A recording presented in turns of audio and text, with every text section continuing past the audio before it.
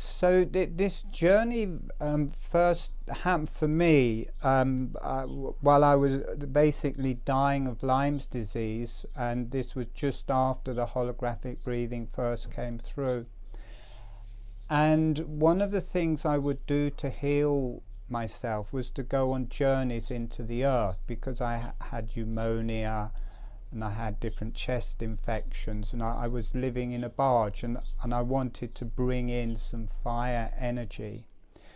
And I'd found out that I could travel with holographic breathing, so I started traveling into the earth and using that to aid my healing process. And I dropped down into the crust of the earth, and I was clear for me that was relating to my Hara, or the lower body, as I dropped in, and there was the healing energies of the minerals and the rocks and the underground streams, and just the energies of the earth. Then I'd spend time dropping through that, and then after a while I'd drop down into the magma, and for me this raises up in the body and is much more to do with the central part of the body, the heart and lungs, and this obviously had a fiery energy, and that would help cleanse my lungs and would help me get better from all the chest infections I was getting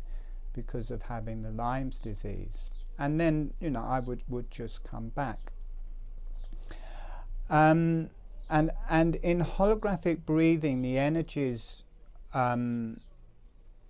we can look at the energies in many ways, and one is that the mouth and the jaw relate to the Hara, relates to the lower energies. The central part of the face relates to the heart and lungs and more the emotions and feelings. And then when you come up into the eyes, it's a much brighter energy, and this relates to the brain and the higher energies. And it was a similar journey going into the earth. The earth's crust was to do with the Hara. You drop down into the magma, it's much more to do with the heart and lungs. And then always below me I could see, when I was in the magma, if I dropped down far enough, there was a giant crystal, and I never ventured into that. We are going to today. But that would relate to the eyes or the higher energies or the brain. And so the earth had that kind of Hara, heart, intellect or higher energies, but going inwardly to the middle.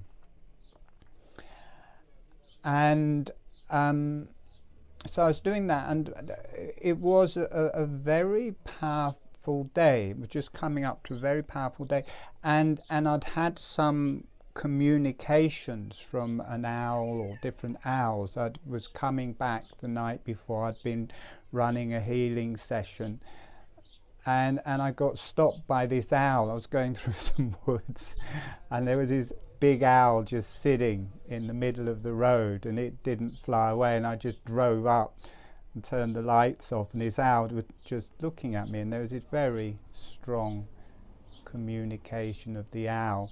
Then after a while it flew up to a branch near my window, and I rolled the window down, and there was this communication again with the owl. It was, you know, quite a strong talk really. But anyway, it flew away. And the next day, as I was walking along, I was just walking along this farm track, and an owl took off from between my feet as I was walking, just slowly flew off in front of me, not far in front of me, and then went away. And after that, every time I taught this particular journey, I would see owls directly afterwards. This journey has got something to do with the owls. And even though I'm in a town at the minute, over the last week, when I go on little walks, I keep on finding owl feathers. I brought some actually back yesterday and today. 1 second. Okay. So as I was walking over the last couple of weeks, I kept on seeing these feathers. And I could pick them up over the last couple of days and check them, and they were actually barn owl feathers, the same as these owls I had been seeing before. But anyway, that evening when I went back into it, it was very different. And this is the journey we're going to go on today. As I dropped into the earth, it was still the earth, but it had a much more sensuous quality to it. And as I dropped down into the magma, it was still the magma, but as I went into it, it was very clear it was the womb. It was the womb of the earth. And the womb, or the uterus, is the heart center for the female genitalia. So the genitalia also splits into three. The Hara for the genitalia is the penis and vagina. The heart for the genitalia is the uterus and prostate. And then the higher energies and the connection to the beyond is the ovaries and testes. So it also splits into three. So as I've been coming down through the earth's crust, that was more in me to do with my penis. For a woman, it would be the vagina. And then dropping into the fire of the earth, this is the uterus and prostate, or for the earth, it's the uterus, she's female. And it was a strong journey, and I just dropped and went deeper and deeper. And then this time, when I came to the crystal in the middle, it wasn't the same. It wasn't shiny, kind of quartz crystals I came down to. It was just round, and kind of had an energy to it. And as I came towards it, I realized it was a giant ovum. The whole center of the earth was an ovum. And anyway, I landed on it. And as soon as I landed on it, and my feet landed on it, it connected to my testes. So for me, it related to the testes, and for a woman, it would be the ovaries. And anyway, after a while, it just let me through, and I dropped inside, and all the warmth went, and it was cool, and it was very transcendent quality.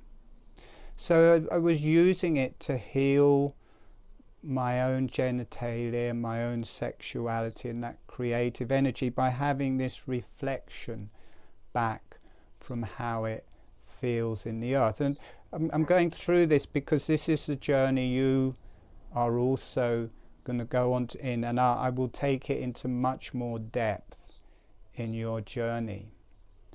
But anyway, I'd moved.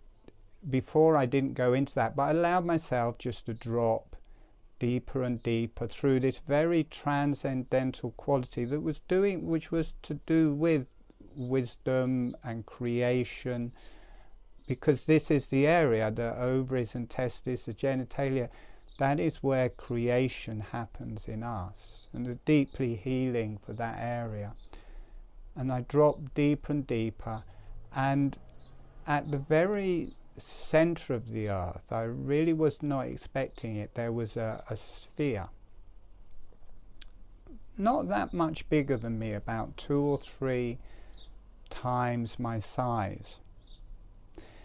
And I allowed myself to go to it. It was very attractive. There was this polarity, like the opposite ends of a magnet being pulled to it, but at the same time there was some intrepidation because I had no idea what it was. It certainly was giving out a pulsing energy. And anyway, I circled it for a bit and then put my hands and feet on it, and then also went inside this sphere. And as I went inside, the whole earth broke away. The whole earth just evaporated and went off in all directions. And my thoughts at the time was, oh, the center of the earth is connected to the center of the universe and the center of the galaxy, because I felt myself in deep space, or the void, or the very opposite of what you would think of as the center of the earth. I ended up in the void and creation of total non-manifestation, the place everything goes to die and everything is born out of. There's nothing there, but the whole of creation is manifested out of it. So I hung out there for a while, and a lot, you know, all of this, we will hang out in these places much longer than I'm describing. I don't want to spend too long describing it because it is a long journey. But you drop into creation, and there's a deep healing there, and it is like death. You can just let go of everything you want to let go of in that place. And even though there's nothing there, there's a deep, deep healing to that nothingness. Really just clears through everything. And then after a while, you drift away from that center, from the nothingness. You start drifting out, and there's space, and there's stars. And as that happened for me, it was like I'd come from nothingness, and then I would, as it opened up into stars and space, I was like a little baby in my sack. And there's that quality of being a universal baby, or a universal child, a child of the universe, because you've just come out of creation, and there's just space and stars around, and there's that whole quality of being fed by the universe, by the stars, by space. Also very, very healing. And after a while, what you find is there's this feeling of wanting to come back from the earth. You get this little communication between you and the earth. And at that point, you start getting pulled back to the earth. And when you arrive in the earth, you don't arrive in the very center of the earth. You arrive in the magma, the heart of the earth, or the uterus for the earth. I mean, you're a little baby. That's where you end up, is the womb. And suddenly there is substance. Suddenly there's physicality. You've kind of come from a nothingness, and suddenly there's a physicality there. You're inside your sack of water. You've got the umbilical cord to your placenta in that sack. But even so, you are in matter now, and you can feel the love from the earth. You're getting the nourishment from the earth. You're slowly forming. Everything's evolving in you. You're growing and evolving. And as that happens, you slowly, slowly rise until you are formed, and your head rests against the crust of the earth, and you form a bit more. And at a certain point, you're ready. The sac bursts, and you move up into the crust of the earth. This is the vagina for the earth, and it's much more physical. You can feel your sac has gone, and you can feel it on you. And you go through this being born from the earth, but it's not a repeat of your old birth. It's not a repeat of how you were born. You can do it any way you want. You can move your neck, your head, your pelvis. You can speed up, you can slow down, and you slowly make your way out, or breathe your way out. It's the holographic breathing that allows you to go on this journey, and then you are born. And in that, you become born of the universe, born of the earth, and you have a deep connection with the earth and the higher energies after that. And it's very different going for walks in the countryside. It's a bit like you feel you can fall back in. Now what we're going to do today is going to be more complicated than that. When in the last two sessions, when I came round to practicing this again, I couldn't actually do that journey again, because whenever I would drop into the earth, my kidneys and adrenals would start pulsing, and my bladder.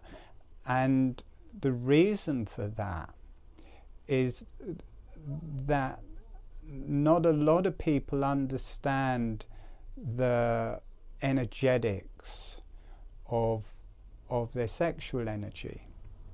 And the penis and vagina is connected to the ovary, to the uterus and prostate and the testes and ovaries, but it's actually a different circuit. It's much more to do with the bladder and the kidneys and the adrenals. And so as I was dropping into the earth and it was connecting in me to the penis, instantly it set off the bladder, and the kidneys would start pulsing and the adrenals would start pulsing, and a lot of our sexuality is actually from there. It comes from the kidneys and adrenals. So in the last two ones of these done, we've included that together as I've dropped into, as people have dropped into the magma, rather than it just being the uterus and prostate. It's the uterus, the prostate, the bladder and the kidneys. Those different organs match each other, and then as we drop into the center of the earth, it's been the ovaries and testes and the adrenals. They match and balance each other. I did a lot of healing work with this, helping people with their sexual energies, with menstruation, with menopause, by just balancing between those sets of organs in that way. So that's what we're going to do. And then when you come back, when you're coming back through the earth, the function of orgasm is a lot to do with the energies shifting from one circuit to the other, from the uterus and prostate, ovaries and testes. This area is much more to do with the fire energy. When it releases into the penis, vagina, it's the water energy, and that jump of energies helps create the orgasm, and vice versa from the other sets of organs. So this time, when you're being reborn, it becomes orgasmic. There's a quality of orgasm there. So you have a more orgasmic birth as you're coming back through the earth's crust. So it's much more fun that way. It's more complicated. And we're going to add more again today, because this is the third time I'm running it. And as I was trying to do it this morning, again, I was having a lot of trouble actually doing it. And then when I allowed the whole of the fire circuit to be part of it, then that did it. And so you've got the ovaries and testes and the uterus, prostate. The Hara for that circuit is your Hara. It's 2 finger widths below the navel. It's the center below the navel, and that circuit, the energies of that fire circuit is the Hara, the small intestines, the heart, the ovaries and testes, and the uterus, prostate. And when I allowed the Hara to be there, then it allowed me in.